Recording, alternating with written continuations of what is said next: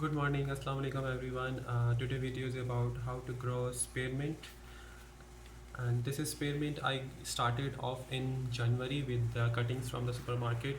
What I do usually, I keep the cuttings in water for like 1 week to more than that until it develops some roots.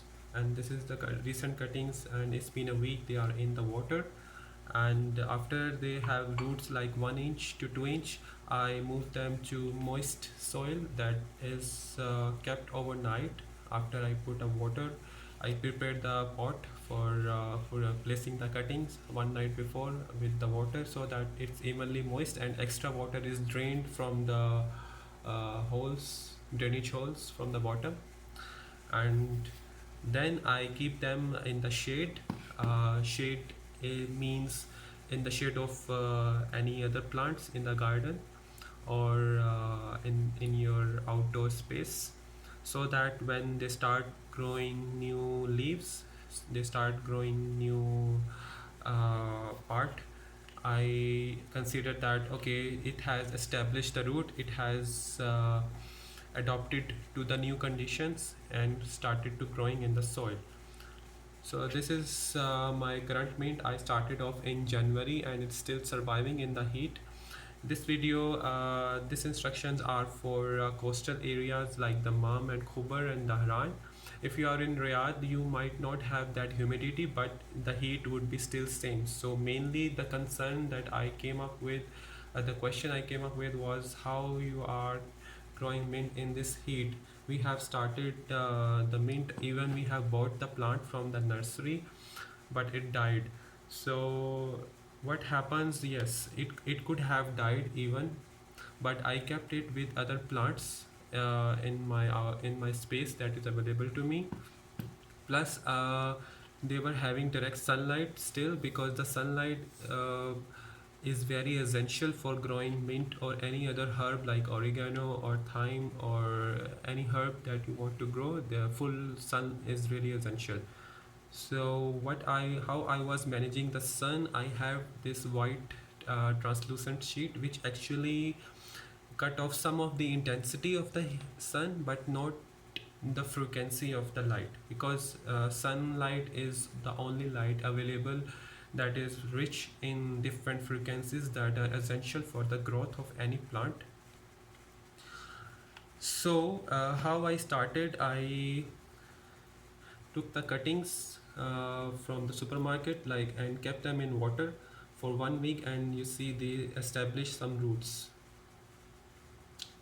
Yes, so and once they establish the roots, I move them into the soil. So you see the roots, I put them in the soil, moist soil, not very soggy, and keep them in the shade.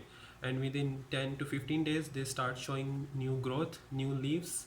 And of course, you have to keep an eye on how it's performing. And you can start with multiple cuttings in one pot, because the survival rate would be good, and in the end, you will get a full plant, because one cutting in one pot is not enough. It won't grow really good in the start. The speed is very slow, so maybe up to 10 cuttings in one pot is a good idea, depending upon the size of the pot, of course. And if you see the size, if you ask me about the size, why your size, the leaf size is very small in this case, and these new cuttings a very big leaf size. This is because the mint that is available in the supermarket is commercially grown, and they are grown in greenhouses where the climate is controlled, so they are given perfect conditions to grow and to flourish, so that they come up with the best they can with the big leaves. But in the actual, in at your home, you are not uh, the conditions are not perfect for the growth, but still they manage to grow somehow, and the leaves are smaller. But the benefit you would get for homegrown mint is that it's fresh, and it will full of that fragrance, that aromatic compounds. They would be in maximum in your fresh mint that is homegrown, because in the supermarket the mint was maybe traveling for more than a week to the supermarket and then to your house, the fragrance wouldn't be that good. So, okay, so how it manages the heat, it is placed with other plants so that they have like microclimate effect, and they encourage the growth of each other. They help each other to survive through the tough conditions like intense heat. I will show in the picture where I placed it and how the light is coming and what sheet I am using. It's actually I'm reusing a shower curtain.